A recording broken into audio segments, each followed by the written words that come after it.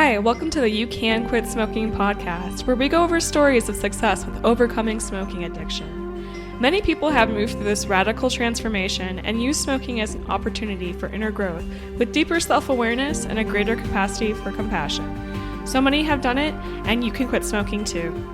I'm your host, Jessie Hartnett, founder of Honor Your Heart. Hey everyone, welcome back. I'm joined today by Jennifer. Jennifer, can you introduce yourself? Hi, I am Jennifer Schillaci. I have been a full-time traveler for the last 13 years, but this story goes way beyond that. It's kind of a different dynamic. I was a stay-at-home mom for many, many years, and I call myself a homeschool mom gone rogue, mostly because we now own two businesses and a podcast. So it's kind of a crazy adventure, but life is kind of that way. That's an exciting life. I really enjoy your podcast too. I took a listen to it. So I'm just a different type of life. That's pretty cool. Absolutely. Yeah. So when we hit the road in 2013, nobody else was doing it. So we did it long before it was cool.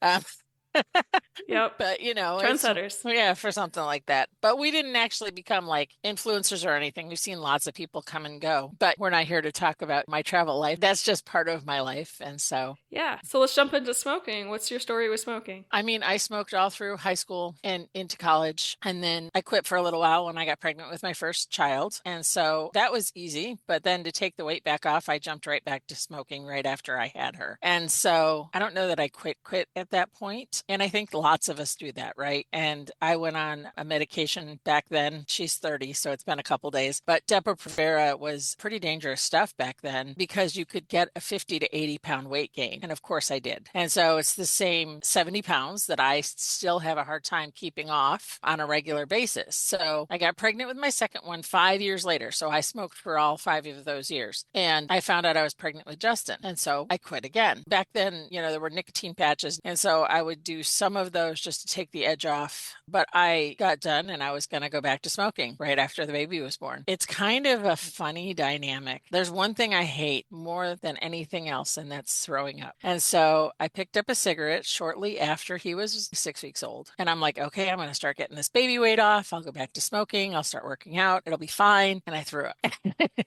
Every time I touched a cigarette, I threw up. And so it was kind of easy for me to decide to stop smoking because no matter what I did, I got sick every time I touched cigarettes. Fast forward years and years later, I consider doing other things. I'm pretty healthy, even though I'm overweight. I'm pretty active because of our lifestyle. We do a lot of hiking. I really want a shirt that says Fat Girls Hike Too. Yes. I think people far underestimate us, but 16 years ago, my dad got diagnosed with lung cancer. And so that played a pivotal role in how I felt about smoking and being glad that I did quit when I did because my dad was stage 4. And so I have a very different perspective, and I don't judge people that smoke. I don't care if you do, but it's really hard for me to smell it now after my dad died from it because I guess looking back, I think to myself, it was preventable. And maybe not always, there's so much out there, but my kids smoke today. I don't preach to the choir because the reality is I wouldn't have listened back then. I think we're all on our own journey. And I think that part of it is a pivotal moment for each and every one of us. You have to quit for you. And I wasn't willing to quit for my kids. I wasn't willing to quit for my husband. I wanted to lose weight, so it made sense to me to keep smoking. Looking back, like I said, I'm glad that it worked out the way it did, but it's kind of one of those things that you just don't think about it until you're in the trenches. I partied and I went out and I did all sorts of things in college, but by the time I became a mom, it was just something to do to stop myself from hitting the refrigerator. So, yeah. And I think there's a lot of moms out there like that. Definitely. So when you started smoking early on, so you said you started in high school? Mm-hmm. Yeah. Were you using it for stress right away? Because you tied that to stress and motherhood. Was it always something that was around stress for you with smoking? So I would say it was just cool in high school. I mean, I grew up in the 90s, so I graduated in 1990. So I'm a little bit older than you. And so but one of those things is to my friends, it was no big deal. And so, I hung out with a pretty party crowd. I went to an all-girls private Catholic school. So whatever bad girl image I could acquire was not a problem for me. I was okay with that. Yeah. Same.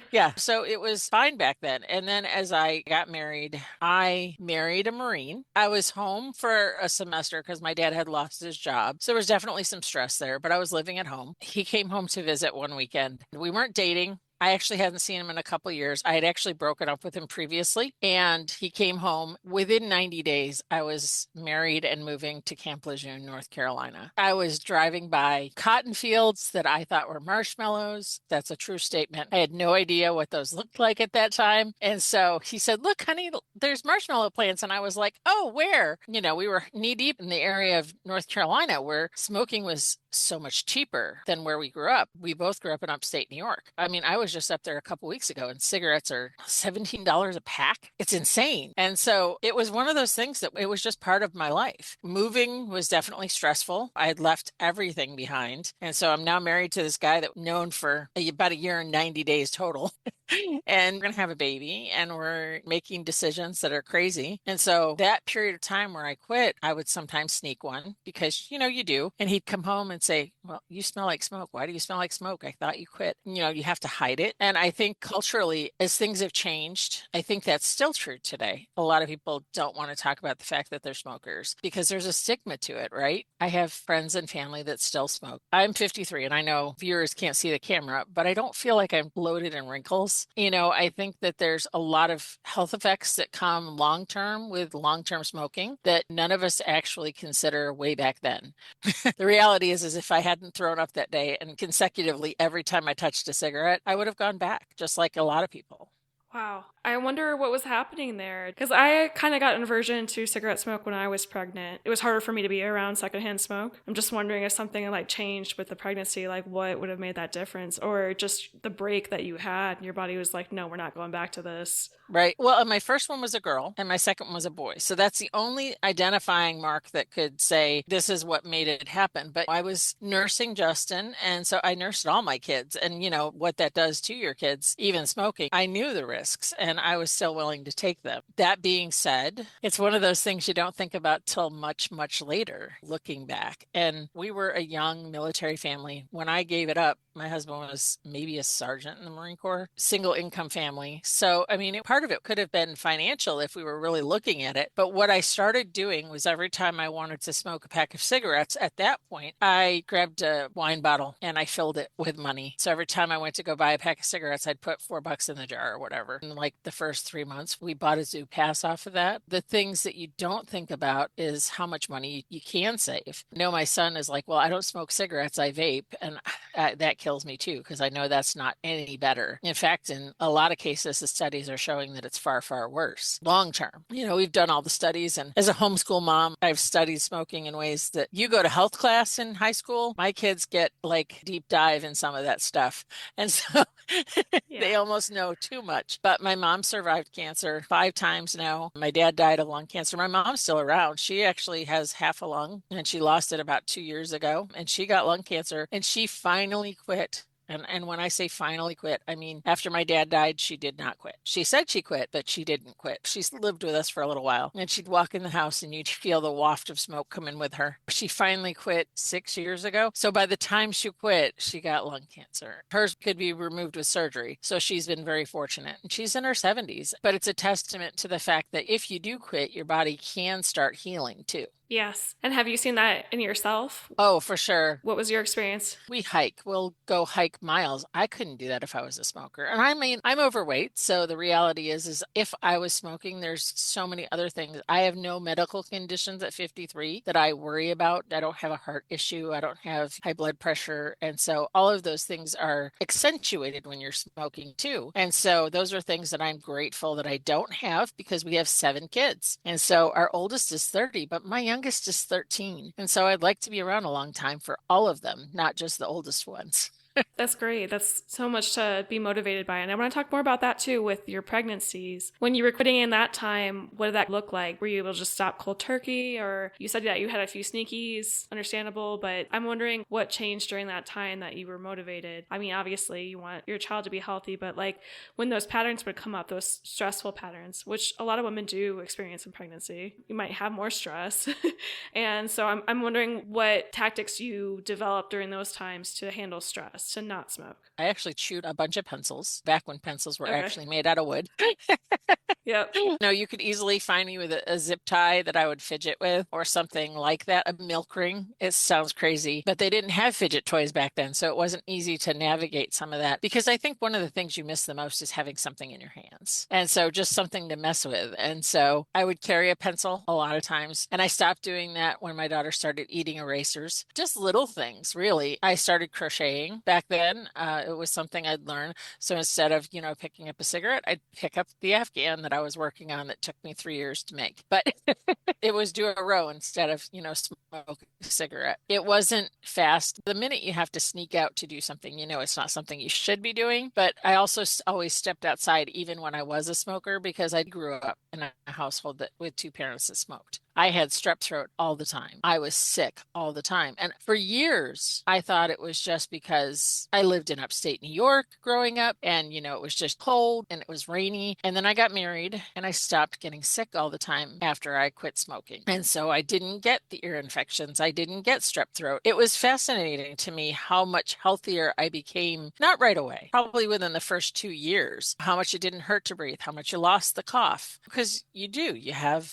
residual effects of everything that you do. I didn't get into heavy drinking or anything. I mean, I drank when I smoked more than when I quit. So I think I quit drinking a lot then too. I still drink socially, but it's not a glass of wine every night with dinner. It's an occasional when we're out at a campfire, that sort of thing. There's times that my husband will partake in like a cigar with some friends, but I don't. I just have never had a desire to go back to that lifestyle where I was choosing that. And I don't know that I would because I like who I've become. Yeah, that's beautiful. And it's just a blessing too with the sickness. I mean, you're forced to. You didn't realize that was why you were getting sick.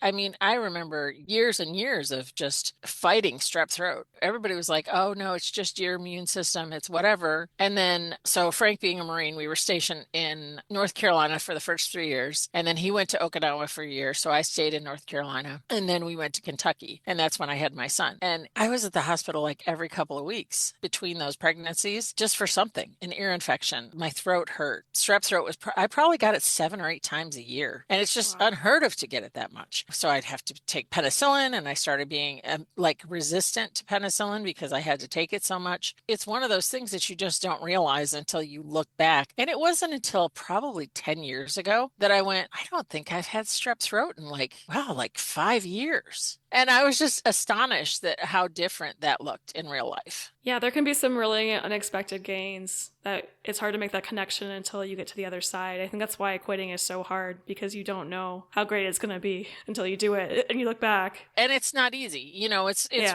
probably one of the hardest things you'll ever do. Honestly, because it's not just a habit, it's an addiction. And so there's lots of sides to that. But an addiction is one of those things where you think you have control of it, but you don't. You're sitting there going, yeah, I can stop whenever I want to. And then just one more. It's that kind of ideology that the cigarette companies count on for all of us. Finances were a big issue, but you always found a way to afford them because you had to. So you stopped buying something to make do for something else. I think that my soda intake has decreased astronomically, considering that I don't smoke anymore because they kind of went hand in hand. I still drink coffee just like a normal person. Don't drink it all day. I drink 1 cup in the morning, and that's just a choice I made years ago. And 4 o'clock was my magic hour for my second cup if I was going to have one to chase the kids around. And that's what I always wanted, that cigarette, was that 4 o'clock hour, because that was the stressful time. It was an hour before he came home from work. We had to have the house cleaned up. And I think those are the moments you feel it in most, is what are those pain points. And so if you can shift what you do during those days, I think that helps too. So there were like 2 or 3 days a week, we would go do story time at the library or a homeschool group or something. I was also not around people that were smoking as much. I think that I shifted everything at that point because I had to. And so it just made sense for me. Did that put strain with your family still smoking, with your parents?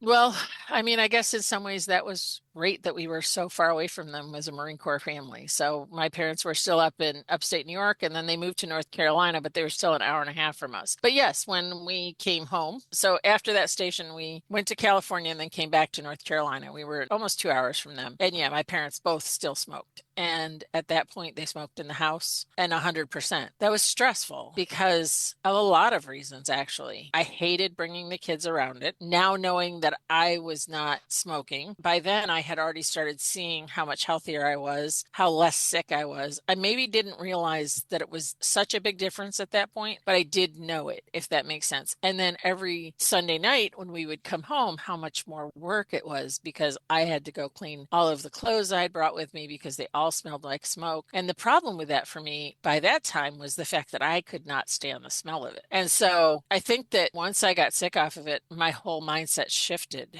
And there's things I've done where I joined support groups. I didn't do any of that with this one. I think it's just because my friendships changed. There wasn't the lure or the draw to go to the bar anymore. We would have friends over for dinner or meet up at the homeschool park day. We weren't drinking on our way there and we weren't, hanging out at the club. I think that helped too. So, well, you have lots of advice weaved in your story, but do you have any final words to somebody that's wanting to quit? Maybe they have doubt about it, but they're struggling with it. What would you say to them? I would say it's worth it. It's worth it long term, and you might not see it now. My dad lived with us for the last 30 days of his life. He lost his house in North Carolina, and he ended up having to move in with us. And my mom did too, obviously. My dad died in my house, and his last week, he didn't know even who he was. And so even if I wasn't someone that had already quit, I would have quit at that point because I saw how it wrecked him, and it 100% wrecked him. He didn't know anything about who he was. And I know that people don't look at that on the front side of things while they're smoking, while it feels good, that little bit of buzz you get from it. I know my dad regretted every moment he picked up a cigarette at that point, and he smoked 2 packs a day. I think that that's the thing. I think you have to look at who you want to be. Do you want to live to be part of your family's life? I mean, my dad was 61 when he died.